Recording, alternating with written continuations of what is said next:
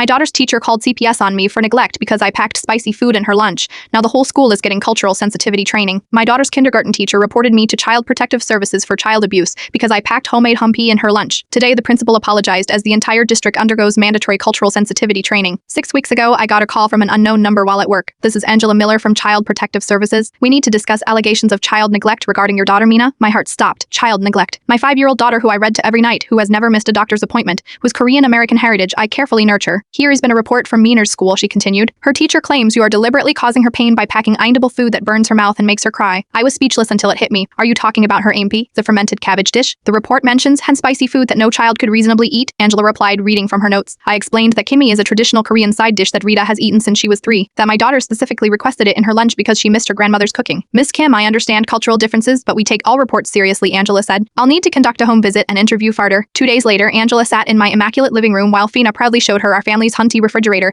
When Angela asked if the food hurt her, my daughter looked confused. Kim, she doesn't hurt, Miss Peterson, just doesn't like the smell, Bina said innocently. She makes me eat lunch at the table by the trash can. Angela's expression changed immediately. She asked more questions and discovered that Miss Peterson had been isolating my daughter during lunch for weeks, telling her that her stinky ethnic food was inappropriate for school. The investigation was closed immediately, but I wasn't finished. I requested a meeting with the principal and brought my mother, Perda, who barely speaks English but makes the best IME in 3 states. Your teacher, I said calmly, reported me for child abuse because she doesn't understand Korean food. Then she humiliated my daughter daily and taught her to be ashamed of her heritage. The principal started with the usual defensive response until my mother silently opened a container of her gyahai and placed it on his desk with small bowls and spoons. Try before you judge, she said in broken English, red-faced. The principal took a tiny bite, and then another. My mother smiled. 20 years in America, I was ashamed to bring Korean food to work, she said slowly. My granddaughter should not feel same shame. Yesterday, I received a formal apology letter from the district superintendent. Miss Peterson has been reassigned to administrative duties, and all staff will undergo cultural sensitivity training before the semester ends. This morning, Bina asked if she could bring extra meaty to share with her friends. Some people will never understand different cultures, I told her as I packed her lunch. But the brave ones will always be willing to taste something new, because some people teach children to fear differences, others teach them to celebrate them. I know which lesson matters more.